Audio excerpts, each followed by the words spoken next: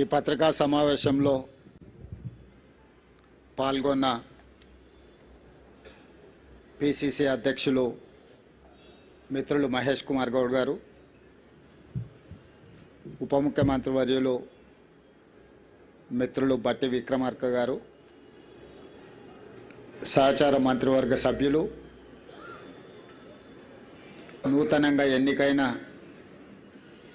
Jubilee hills శాసన సభ్యులు యువమిత్రుడు నవీన్ యాదవ్ గారు, ఎన్నికల ప్రచారంలో పార్టీ బాధ్యతలు, ఈ గెలుపుకు ప్రధాన భూమిక పోషించిన పార్లమెంట్ సభ్యులు, శాసనమండలి సభ్యులు, శాసనసభ్యులు, వివిధ కార్పొరేషన్ల చైర్మన్లు, క్రియాశీలక కార్యకర్తలందరికీ మనస్ఫూర్తిగా అభినందనలు, కృతజ్ఞతలు తెలియజేస్తున్నాను. ఈ పత్రికా సమావేశం ద్వారా తెలంగాణ సమాజానికి, కాంగ్రెస్ పార్టీ కార్యకర్తలకు ఈ గెలుపులో మాకు అండగా నిలబడ్డందుకు మనస్ఫూర్తిగా వారికి ధన్యవాదాలు తెలియజేస్తూ, ఈ గెలుపు మా బాధ్యతను మరింతగా పెంచింది. 2 సంవత్సరాలు పూర్తి చేసుకుంటున్న సందర్భంలో హైదరాబాద్ నగరంలో సాధారణ ఎన్నికల్లో మాకు పెద్దగా సానుకూలమైన ఫలితాలు లేని సందర్భంలో ఇప్పుడు ప్రజలు అండగా నిలబడి కాంగ్రెస్ పార్టీని ఆశీర్వదించి తెలంగాణ రాష్ట్రాన్ని సంక్షేమంలో, అభివృద్ధి కార్యాచరణలో ముందుకు వెళ్ళండి, బాధ్యతతో ఈ కార్యక్రమాలను నిర్వహించండి అని చెప్పి మమ్మల్ని ఆశీర్వదించడం జరిగింది. దీన్ని ప్రజల యొక్క ఆశీర్వాదంగా, దీన్ని ఒక బాధ్యతగా కాంగ్రెస్ పార్టీ నాడు స్వీకరించడం జరిగింది. ఎన్నికల్లో నెగ్గితే ఉప్పొంగిపోవడం, ఓడిపోతే కుంగిపోవడం అనేది కాంగ్రెస్ పార్టీకి తెలీదు. కాంగ్రెస్ పార్టీకి తెలిసిందల్లా ప్రతిపక్షంలో ఉంటే ప్రజా సమస్యల మీద పోరాటం చేయడం, ప్రభుత్వంలో ఉంటే ప్రజా సమస్యల్ని పరిష్కరించడానికి నిరంతరం ప్రయత్నం చేయడమే కాంగ్రెస్ పార్టీకి తెలుసు. అందుకే శతాబ్దం పైగా ప్రజల ఆశీర్వాదంతో మనుగడ సాధిస్తుంది కాంగ్రెస్ పార్టీ. అంటే ఈ సూత్రాన్ని తూచా తప్పకుండా పాటించడం వల్లనే ఎన్ని ఒడిదుడుకులు వచ్చినా, ఎన్ని గెలుపు ఓటములు వచ్చినా కాంగ్రెస్ పార్టీ ఇంకా ప్రజల మధ్యన మనుగడ సాధిస్తున్నది. అందుకే ఈనాడు జరిగిన జూబ్లీ హిల్స్ ఉప ఎన్నికల సరళిని మీరందరూ గమనించారు. ఇందులో ప్రజలు విలక్షణమైన తీర్పునివ్వడమే కాకుండా పోలైన ఓట్లలో 51% కాంగ్రెస్ పార్టీకి ఓటు వేయడం ద్వారా ఎప్పుడూ లేనంత బలం, ప్రజాబలం ఈనాడు కాంగ్రెస్ పార్టీకి వచ్చింది, కాంగ్రెస్ పార్టీకి చెందింది. ఈ ఎన్నికల్లో దాదాపుగా 51% ఓట్లు కాంగ్రెస్ పార్టీకి, 38% ప్రధాన ప్రతిపక్షమైన బీఆర్ఎస్ పార్టీకి, 8% భారతీయ జనతా పార్టీకి ప్రజలు ఓట్లు వేయడం జరిగింది. దీని ద్వారా ఎవరి పాత్ర ఏంది, గత 2 సంవత్సరాల నుంచి ప్రజలు నిశితంగా గమనించి ఒక నిర్ణయానికి వచ్చి ఈనాడు ప్రజలు ఈ విధమైన తీర్పును ఇవ్వడం జరిగింది. అందుకే ఈనాడు ఈ బాధ్యతను తీసుకొని ముఖ్యంగా తెలంగాణ రాష్ట్ర బడ్జెట్లో 60 నుంచి 65% ఆదాయము ఈ జంట నగరాల నుంచి, ఈ ప్రాంతం నుంచే మన ప్రభుత్వానికి వస్తున్నది. ఇక్కడ వస్తున్న ఆదాయాన్ని రాష్ట్రం నలుమూలల సంక్షేమం కోసం, అభివృద్ధి కోసం ఖర్చు పెడుతున్నాం. ఈ నగరాన్ని కాపాడుకోవడం, ఈ నగరాన్ని అభివృద్ధి చేసుకోవడం, ఈ నగరంలో నివసిస్తున్న ప్రజలకు మౌలిక వసతులను అభివృద్ధి చేయడం, ఉద్యోగ ఉపాధి అవకాశాలు పెరగడానికి అవసరమైన ప్రణాళికలు రచించడం అనే దాన్ని పూర్తి స్థాయిలో మా ప్రభుత్వం నిర్వహిస్తుంది. నేను ఎన్నికల ముందు చెప్పిన ఈనాడు గెలిచిన సందర్భంగా మీ ద్వారా ప్రధాన ప్రతిపక్ష పార్టీకి, కేంద్రంలో అధికారంలో ఉన్న భారతీయ జనతా పార్టీకి కూడా సూచన చేస్తున్నా. మన పాత్రలను, మన వ్యవహార శైలిని ప్రజలు నిశితంగా పరిశీలించి ఈనాడు ఒక నిర్ణయానికి వచ్చిండ్రు. ఈ నిర్ణయంలో ఎవరి పాత్ర, ఎవరి బాధ్యత ప్రజలు విస్పష్టంగా తీర్పునివ్వడం జరిగింది.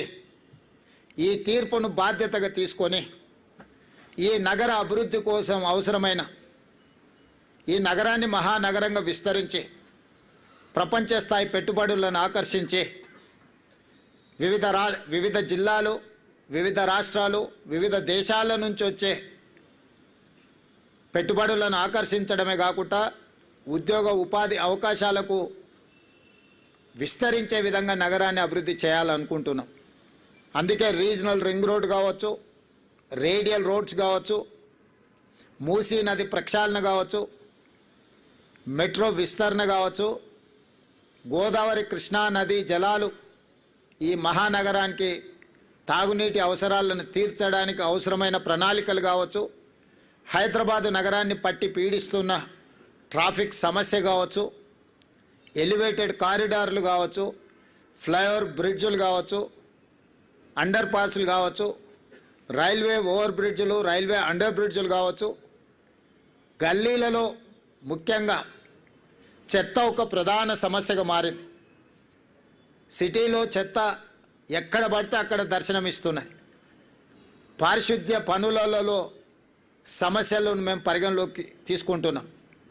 అదేవిధంగా చెరువులు, కుంటలు, నాలాల కబ్జాను తొలగించి నగరాన్ని సమస్యల రహిత నగరంగా తీర్చిదిద్దడానికి ఈరోజు ప్రణాళికలు సిద్ధం చేస్తున్నాము. వీటన్నిటికీ సంబంధించి ప్రధాన ప్రతిపక్షము బీఆర్ఎస్ సోషల్ మీడియాను, విష ప్రచారాన్ని, తప్పుడు వార్తలను, పెయిడ్ ఆర్టికల్స్ని, ఫేక్ సర్వేలను, వీటన్నిటి మీద ఆధారపడి ప్రభుత్వాన్ని అవహేళన చేయడము, అవమానించడము, అసహ్యకరమైన భాషలో దూషించడం లాంటి వార్తలను ప్రసారం చేసిండ్రు. వీటన్నిటి నేపథ్యంలో అది హైడ్రా కావచ్చు, ఈగల్ ఫోర్స్ కావచ్చు, ఈ సంస్థలు ప్రజలకు మేలు చేయడానికి మేము తీసుకొచ్చినాం. ఈ నగరం వేగంగా మత్తు, ముఖ్యంగా గంజాయి, డ్రగ్స్ విస్తరిస్తున్న సందర్భంలో వాటిని కఠినంగా అణచివేయడానికి ఈగల్ ఫోర్స్ను తీసుకొచ్చినాం. కబ్జాలను, చెరువులను, కుంటలను, నాలాలను అడ్డగోలుగా ఆక్రమించుకొని కబ్జాలకు పాల్పడుతుంటే వాటిని తొలగించడానికి హైడ్రాను తీసుకొచ్చినాం.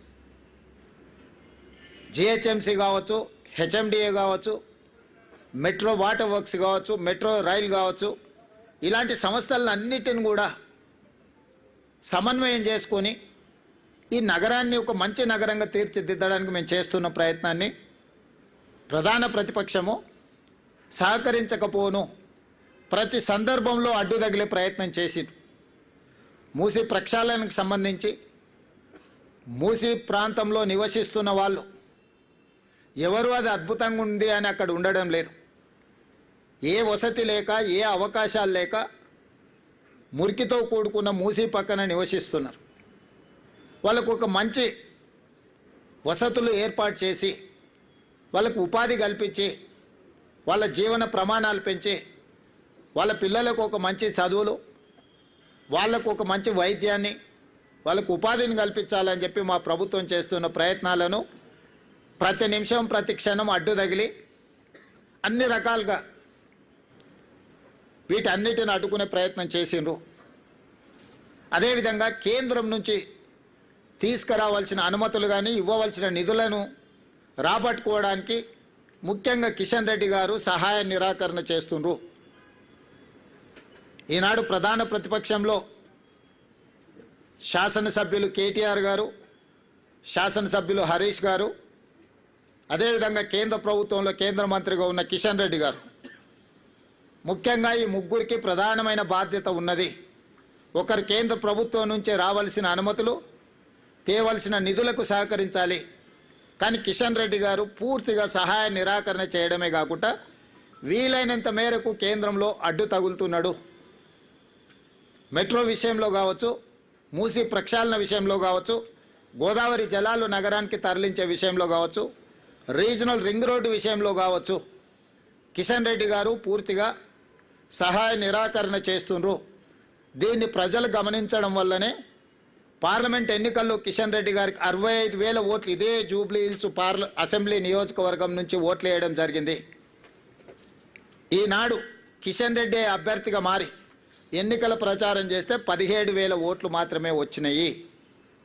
అంటే ఆనాడు కిషన్ రెడ్డికి వచ్చిన ఓట్లలో 25% మాత్రమే వచ్చి ఈరోజు భారతీయ జనతా పార్టీ డిపాజిట్ జప్తు అయిపోయింది. దీన్ని బట్టి కిషన్ రెడ్డి గారు తన వ్యవహార శైలిని మార్చుకోవాల్సిన అవసరం ఉన్నది.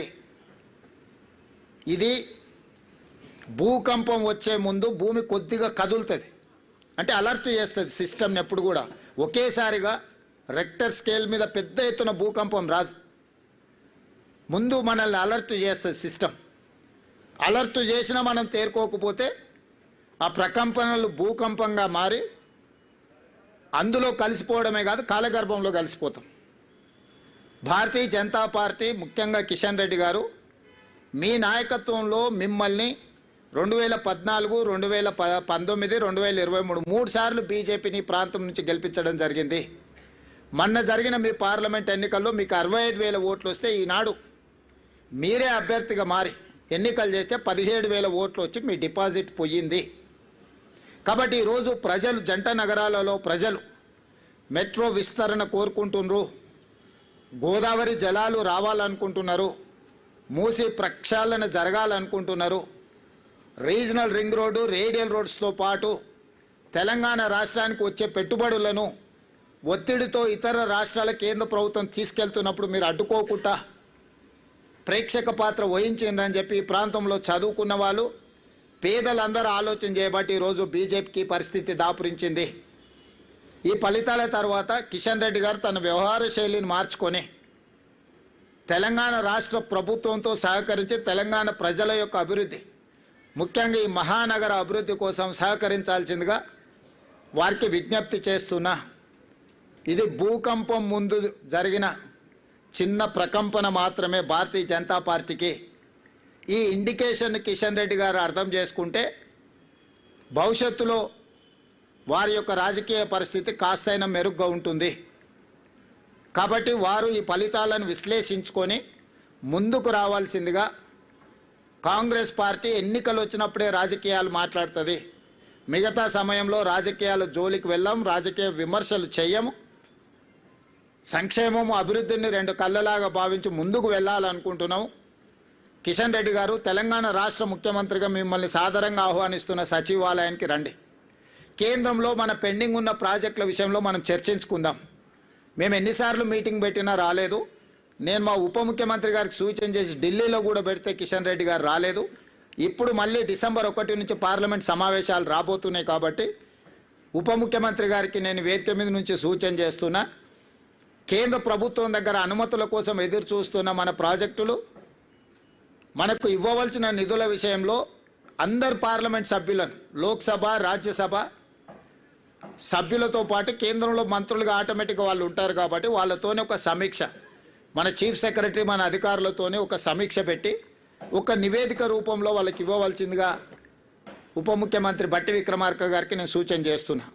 ఎందుకంటే ఆ నివేదిక చేతిలో ఉంటే మన రాజ్యసభ ఎంపీలు, లోక్సభ ఎంపీలు అవకాశం వచ్చినప్పుడు పార్లమెంట్లో మాట్లాడడమే కాకుండా కేంద్ర మంత్రుల దగ్గరికి వెళ్ళి మా ఈ ప్రాజెక్టులు పెండింగ్ ఉన్నాయి, అనుమతి ఇవ్వండి అని అడగడానికి, విజ్ఞప్తి చేయడానికి, తెలంగాణ రాష్ట్ర అభివృద్ధికి అవసరమైన ప్రణాళికలు రచించుకోవడానికి అవకాశం ఉంటుంది. కాబట్టి డిసెంబర్ 1 నుంచి పార్లమెంట్ సమావేశాలు రాబోతున్నాయి కాబట్టి ఈలోగానే ముందస్తుగా సమాచారం ఇచ్చి బండి సంజయ్ గారికి, కిషన్ రెడ్డి గారికి, బీజేపీ ఎంపీలకు, బీఆర్ఎస్ రాజ్యసభ ఎంపీలకు, మన ఎంపీలందరికీ కూడా ఒక power point presentation with officers వాళ్ళకు ఒక అవగాహన కల్పించి పూర్తి స్థాయిలో ఆ ప్రయత్నం చేయాల్సిందిగా వారికి నేను సూచన చేస్తున్నా.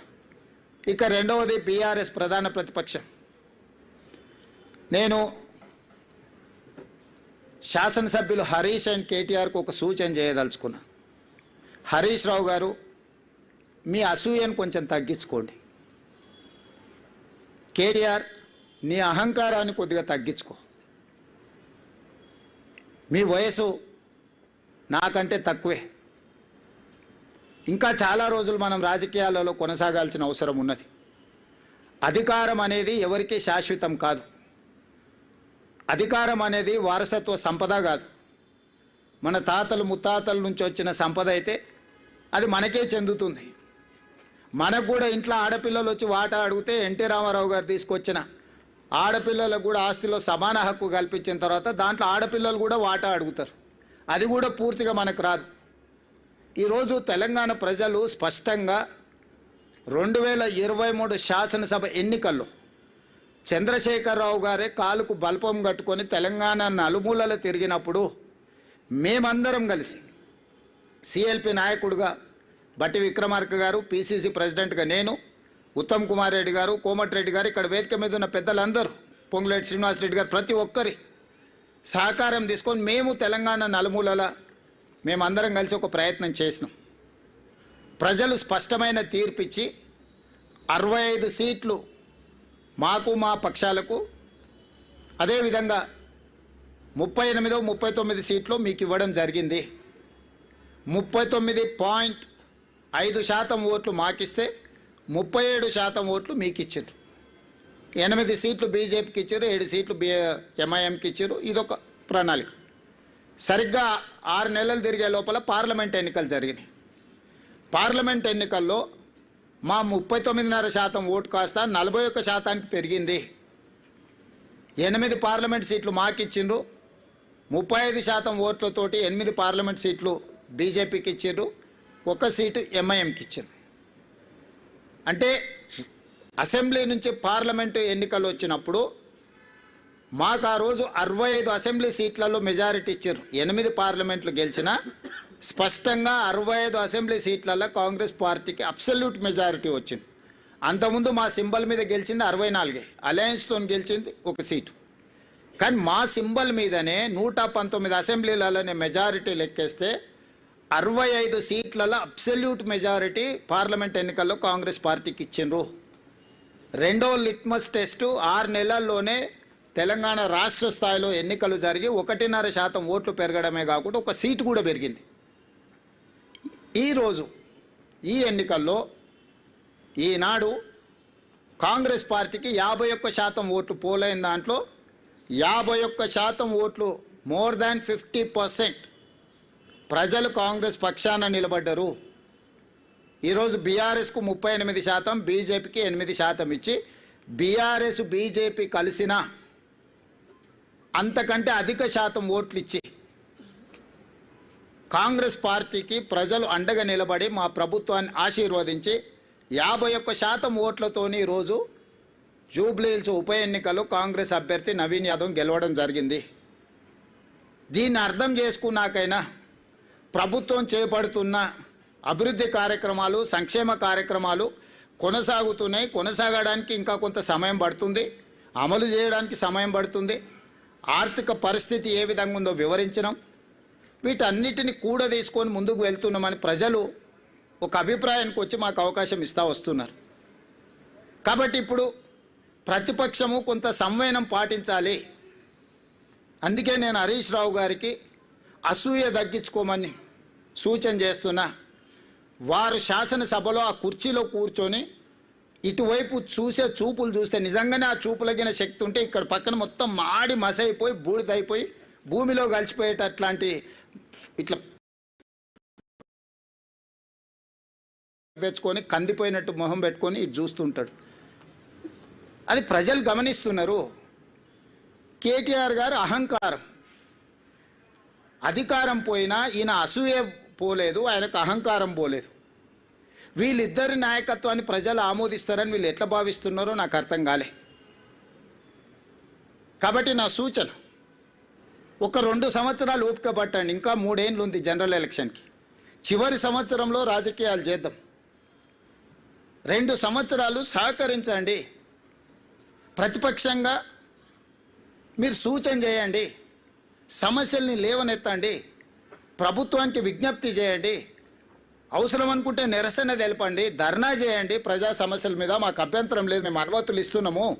చట్టసభలలో చర్చలు చేయండి, ప్రభుత్వాన్ని ప్రశ్నించండి. తప్పుడు ప్రచారము, నువ్వు డబ్బులు ఇచ్చి పెట్టుకున్న సోషల్ మీడియా నువ్వు చెప్పిందే రాస్తాడు.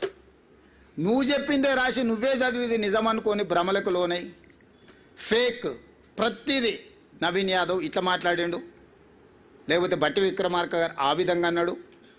అంటే ఫేక్ న్యూస్ నువ్వే క్రియేట్ చేసి ఆ ఫేక్ న్యూస్ నువ్వే నమ్మి నువ్వే కొద్ది మందికి సర్వేల పేరు మీద నగదిచ్చి, మనందరం ఇక్కడనే ఉన్నాము, ప్రతి ఒక్కరికి ఇంకొకరు తెలిసిన వాళ్ళే ఉంటారు. నాకు ప్రత్యక్షంగా తెలియకపోతే అమర్ గారికి తెలుస్తుంది, ఆ సర్వే చేసిన ఆయన వెనకాల ఎవరు ఉన్నారు ఏమున్నది అని. వారిని అడిగితే నాకు చెప్పడా, వారిని అడిగి నిన్న మొన్న జరిగిన సర్వేలు అన్నీ కూడా నేను మీట్ ది ప్రెస్ రోజు కూడా మీకు అందరికి చెప్పిన. సరే, వాళ్ళు ఎన్నికల్లో నెగ్గడానికి ఏదో ఇట్లాంటి ప్రయత్నాలు చేస్తారే, మీ విశ్వసనీయత పోగొట్టుకోకండి వాటిని ప్రసారం చేసి అని చెప్పి ఛానల్స్ అండ్ పేపర్స్ కూడా నేను రిక్వెస్ట్ చేసిన. ఇప్పుడు నిజాలు తెలిసినాయి కదా, నేను ఆ రోజు కూడా చెప్పిన. నేను ఈరోజు ప్రత్యేకంగా ప్రెస్ మీట్ పెట్టడానికి మీకోసమే మీట్ ది ప్రెస్ రోజు నేను చెప్పిన, బీఆర్ఎస్ ఓడుతుంది, బీజేపీ డిపాజిట్ జప్తు అవుతుందని ఆ రోజు చెప్పిన. మీరు అడిగితే అవునా, ఎగ్జాక్ట్గా అదే జరిగింది కదా. కానీ ఈ లోపల సరే, సర్వే వల్ల నేను తప్పు పట్టను, వాళ్ళ జీవనాధారం ఇది వచ్చినప్పుడే వాళ్ళకు ఉపాధి, మళ్ళీ నెక్స్ట్ ఎన్నికలు వచ్చేటప్పటి వరకు వాళ్ళు వాళ్ళ లైఫ్లో వాళ్ళ కంఫర్ట్స్తో ఉండాలంటే ఏదో ఒకటి. కానీ మీ క్రెడిబిలిటీ పోయిన తర్వాత మీ సంస్థనే మిగలదు. పెయిడ్ ఆర్టికల్స్ కోసము, పెయిడ్ న్యూస్ టెలికాస్ట్ కోసము సంస్థలు కూడా వ్యాపార దృక్పథంతో ఇట్లాంటి తప్పుడు ప్రచారాలు చేస్తే, ఆ తప్పుడు ప్రచారాలు కొద్ది రోజుల్లో తేటతెల్లమైనప్పుడు వచ్చే సమస్యలను కూడా మీడియా సంస్థలు దృష్టిలో పెట్టుకోవాలి. అంతెందుకు ఈరోజు ఉదయం 3వ రౌండ్లో మాకు 3500 మెజారిటీ వస్తే, 3వ రౌండ్లో బీఆర్ఎస్కు 211 ఓట్ల మెజారిటీ వచ్చింది. ఇంకా బీఆర్ఎస్ హవా మొదలైపోయిందని చెప్పి పెద్ద ఛానల్స్ పెద్ద పెద్ద బ్రేకింగ్, నేను టీవీ పగిలిపోతుందేమో అనుకున్నా, ఎర్రగా ఇట్లా ఊగిపోతుంటేదో అయినట్టే ఉందని. తప్పు ఆ సమాచారం అంటే దబాయిస్తున్నారు ఉల్టారే. మాకు తెలుసా మీకు తెలుసా, మా వాడు లోపల నుంచి పంపిస్తుండని. అంటే ఫలితాలు ఒక పక్కన స్పష్టంగా మొదటి విడత, 2వ విడత, 3వ విడత ఎంతో కొంత కాంగ్రెస్కి అనుకూలంగా ఉన్నప్పుడు కూడా ఇంకా బీఆర్ఎస్ను బతికించాలని ఆ ఛానల్స్ యొక్క ఉత్సాహం అయితే నాకు అర్థం కాలేదు. దయచేసి మిగతా రాష్ట్రంలాగా ఛానల్స్ను కనిపించకుండా చేయాలంటే 1 నిమిషం పని. పక్క రాష్ట్రంలో కొన్ని ఛానల్స్ లేనే లేవు, అంతో ఇంతో ఇక్కడ ఉన్నాయి. మేము మాకు వ్యతిరేకంగా మీరు వేసినా కూడా ఏమనుకుంటా సరే నడుస్తుందని. కానీ వాస్తవాలు ఒక పక్కన ఎన్నికల కమిషన్ ఇస్తున్న ఫలితాలను కాదని టీవీ ఛానల్స్ ఫలితాలను ఇస్తే ఎట్లా? మీరే ఎన్నికల్ని నిర్వహిస్తారు, మీరే ఎన్నికల ఫలితాలు ప్రకటిస్తారు, మీరే అభ్యర్థులను కూడా గెలిపించి సర్టిఫికేట్ ఇస్తారా అండి? నిన్నగాక మన కామారెడ్డిలో ఒక అమ్మాయి ఎవరో పోయారట, నా కలెక్టర్ వచ్చింది పోస్టింగ్ అని వాళ్ళ ఇంటి వాళ్ళని బ్లఫ్ చేయడానికి. అట్లా మీరేమైనా అభ్యర్థిని అసెంబ్లీకి పంపిస్తారా అండి సర్టిఫికేట్ ఇచ్చి టీవీ ఛానల్స్ వాళ్ళు పేపర్లో? దయచేసి మీ విశ్వసనీయత పోగొట్టుకోకండి. మీకు మా పట్ల వ్యతిరేకత ఉంటే ఇంకో రూపంలో ఏదైనా చూపించండి. మీ యజమానులకు ఏదైనా వ్యాపారాలకు సంబంధించిన అంశాలు ఏమన్నా ఉంటే అది ఇంకో దగ్గర చూసుకోండి. కానీ ఈ ఛానల్స్లలో మరీ ఇంత బరితెగింపు, అడ్డగోలుతనము, ఆ పార్టీల కంటే ముందే ఆ పార్టీ వాళ్ళని వచ్చి క్లెయిమ్ చేయాలి. కనీసం మాకు 3వ రౌండ్లో మెజారిటీ వచ్చింది, ఇక మా హవ జరుగుతుంది, అదే ఏంటి పర్వాలేదు. వాళ్ళ తరఫున మీరే ఒకళ్ళతో పుచ్చుకొని మీరే అడ్డగోలు చేసేసి 3569 ఓట్లు ఎన్నో 3వ రౌండ్లో, ఓన్లీ 1 రౌండ్లో 3000 చిల్లర నాకు మెజారిటీ ఉంటే, మీరు 211 ఓట్లు మెజారిటీ ఉంది అని చెప్పి బీఆర్ఎస్కు మెజారిటీ ఉంది, ప్రభంజనం మొదలైందని మీరు ఇట్లాంటి విధానము ఇది తెలంగాణ రాష్ట్రానికి మంచిది కాదు. దయచేసి ఈ ఫలితాలు విశ్లేషణలు మీరందరూ చెయ్యండి. 2023 డిసెంబర్ ఫలితాలు 39.5% ఇస్తే 2024 పార్లమెంట్ ఎన్నికలు 41% ఓట్లు ఇస్తే 2025 నవంబర్ ఉప ఎన్నికలు 51% ఓట్లను కాంగ్రెస్ పార్టీకి ఇవ్వడం జరిగింది. ఈనాడు సమిష్టిగా బూత్ స్థాయి కార్యకర్త నుంచి పిసిసి అధ్యక్షుడు వరకు, వార్డు మెంబర్ నుంచి ముఖ్యమంత్రి వరకు కాంగ్రెస్ పార్టీ శ్రేణులంతా ఒక్క తాటి మీద నిలబడి ఈ జూబ్లీహిల్స్ ఎన్నికల్ని ప్రతిష్టాత్మకంగా తీసుకోవడంతో ఈ ఎన్నికల్లో నెగ్గడం జరిగింది. కాంగ్రెస్ మొత్తం ఒక్క తాటి మీద ఉన్నప్పుడు ఎవరి తాత కూడా కాంగ్రెస్ పార్టీని ఓడించలేడు.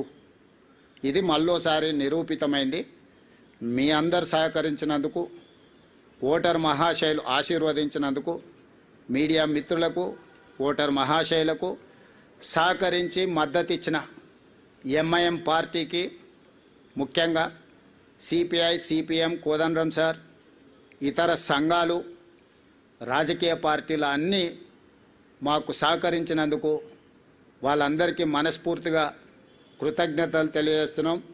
खासकर इस बाई इलेक्शन चुनाव में एमआईएम हम साथ हमारे लिए कांग्रेस पार्टी को मदद देकर इस चुनाव में ये जीत हासिल करने के लिए जो मदद किया, एमआईएम सदर असदुद्दीन ओवैसी, उनके भाई अकबरुद्दीन ओवैसी को कांग्रेस पार्टी के तरफ से, हमारे कांग्रेस कार्यकर्ता के ओर से हम धन्यवाद बोलना चाहता है. आने वाले दिनों में भी हम सबको साथ लेकर तेलंगाना तरक्की के लिए हम कोशिश करेंगे, कामयाब हो जाएंगे.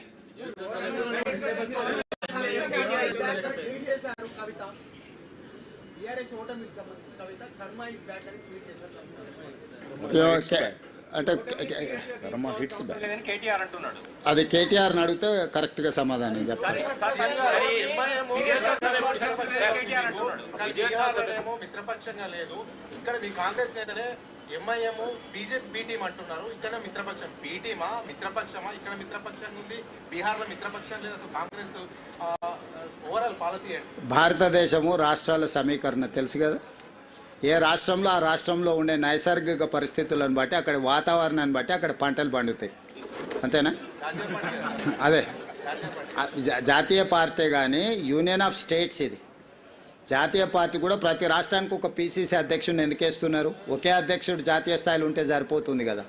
ఏ రాష్ట్రాలకు ఆ రాష్ట్రాలకు ఆ స్థానిక పరిస్థితులను బట్టి నిర్ణయాలు తీసుకోవడానికి వెసులుబాటు కాంగ్రెస్ పార్టీ కల్పిస్తుంది. ఆ వెసులుబాటులో భాగంగానే తెలంగాణ రాష్ట్రంలో కాంగ్రెస్ పార్టీ నిర్ణయాలు తీసుకున్నది. మాకు కలిసి వచ్చినందుకు ఎంఐఎంకు మేము ధన్యవాదాలు తెలియజేస్తున్నాం.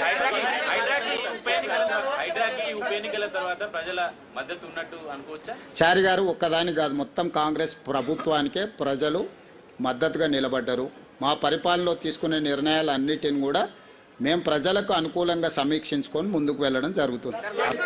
అమర్ గారు, అమర్, ఇంకా నేను ఆ రిజల్ట్స్ మీద పూర్తిగా సమీక్ష చేయలేదు. జాతీయ స్థాయి రాజకీయాల మీద ఇంకా దృష్టి పెట్టలేదు. ఇప్పటివరకు తెలంగాణ ఉప ఎన్నికల మీదనే ఉన్నాను. వాటిని విశ్లేషించిన తర్వాత తప్పకుండా నేను స్పందిస్తాను.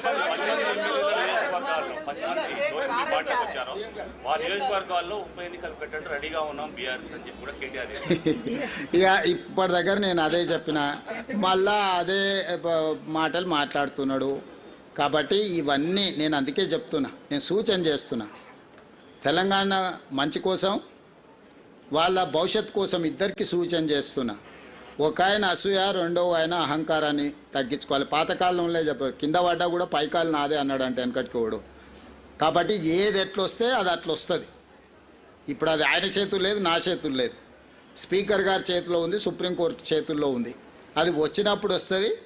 ప్రజలు ఇచ్చే తీర్పు తప్పకుండా ఇస్తారు.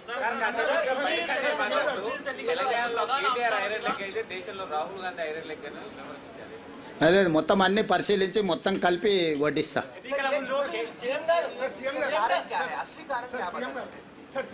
सरकार जो काम कर रहा है, सरकार को आशीर्वाद देने के लिए लोग आगे आए, बहुत सारे दिए, एक चीज नहीं है. हम पीछे से रेशन कार्ड और फाइन राइस, इंदिरा इंड्लू जो भी बोल रहे हैं ना, इसके साथ साथ हम कितने एम्प्लॉयमेंट क्रिएट किए, लॉ एंड ऑर्डर कितना कंट्रोल किए, ड्रग्स एंड गांजाई कितना हम लोग कंट्रोल किए.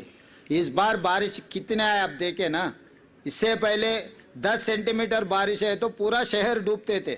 इस बार 40 सेंटीमीटर 50 सेंटीमीटर बारिश आए तो भी कोई भी एक कॉलोनी एक बस्ती पानी में नहीं डूबा। लोग देख रहे हैं, मूसी में किसी को तकलीफ नहीं आया इस बार पहली बार। तेलंगाना हासिल करने के बाद 12 साल में बहुत बड़ा बारिश आए थे, क्लाउड बस्ट हुए थे। मगर इस बार हम जो तरीका से जो काम किए, शहर के लोग लॉ एंड ऑर्डर कंट्रोल है, हम ड्रग्स कंट्रोल किए, बारिश में जो फ्लड्स है फ्लड्स को हम कंट्रोल किए, हर किसी को नौकरी देने के लिए कोशिश कर रहे हैं। और आगे डेवलपमेंट के लिए भी हम लोग जो एक्शन प्लान है December 8th and 9th we are going to dedicate our Telangana rising 2047 vision document.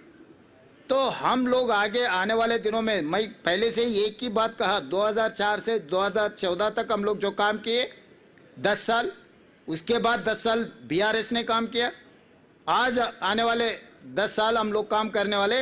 4 to 14 जो रुक गए, in continuation of that development we are going to take policy decisions.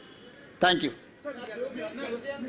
KCR సునీతమ్మకు యూనిఫామ్ ఇచ్చింది తప్ప ఆయన ఎక్కడ కూడా ఆమెను గెలుపు కోసం అప్పీల్ చేయలేదు అని. అయితే ఇప్పుడు చూస్తుంటుంటే ఆయన బహుశా దానికోసమే ప్రచారం చేయలేదు, ఇంకా అప్పీల్ కూడా చేయలేదు.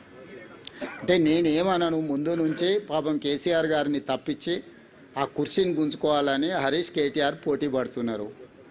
సో ఒకసారి వాళ్ళకి అవకాశం ఇస్తే వాళ్ళ పరిస్థితి ఏదో వాళ్ళకి అర్థం కావాలని కేసీఆర్ గారు మౌనంగా ఉన్నారని నేను అనుకుంటున్నా. కేసీఆర్ గారు క్రియాశీలక రాజకీయాలలో లేరు, వారి ఆరోగ్యం కూడా అంతంతగానే ఉంది. క్రియాశీలక రాజకీయాలలో లేకుండా ఆరోగ్యం అంతంతగా ఉన్న ఒక నాయకుడిని విమర్శించడం భావ్యం కాదని నేను భావిస్తున్నా. కేసీఆర్ గారు క్రియాశీలక రాజకీయాలకు వచ్చినప్పుడు తప్పకుండా వారి పట్ల నేను స్పందిస్తాను. నా సూచన ఒక్కటే మీకు, ఇక డెవలప్మెంట్ మీద ఫోకస్ పెడదాము. రాబోయే 2 సంవత్సరాలు ఫోకస్డ్గా మన రాష్ట్రాన్ని అభివృద్ధి చేసుకుందాము, సంక్షేమ పథకాలు అమలు చేద్దాము, రాష్ట్ర ఆదాయాన్ని పెంచుకుందాము, వనరులను సమకూర్చుకుందాము, అభివృద్ధికి సహకరించండి అని ప్రధాన ప్రతిపక్షం హరీష్ కేటీఆర్కి చెప్తున్నా. కేంద్రం నుంచి నిధుల కోసం సహకరించమని కిషన్ రెడ్డి గారికి చెప్తున్నా. మనమందరం కష్టపడదాం, మీరు కూడా ఈ కష్టాన్ని గుర్తించి ప్రజలకు చెప్పండి అని మీకు కూడా విజ్ఞప్తి చేస్తున్నా. అంతే తప్ప ఇంకా రాజకీయ విమర్శలకు తావు లేదు, అవసరం లేదు. రేపు 17th క్యాబినెట్లో అవన్నీ డిస్కషన్ జరుగుతాయి. 17 తారీఖు రోజు క్యాబినెట్ సమావేశం ఉన్నది. క్యాబినెట్ సమావేశంలో మంత్రులందరి సూచనలు తీసుకున్న తర్వాత స్థానిక సంస్థల ఎన్నికలకు సంబంధించి ఉన్న పరిణామాలు, న్యాయస్థానంలో ఉన్న అంశాలను వీటన్నిటిని పరిగణలోకి తీసుకున్న తర్వాత ఒక నిర్ణయానికి వస్తాం. Thank you.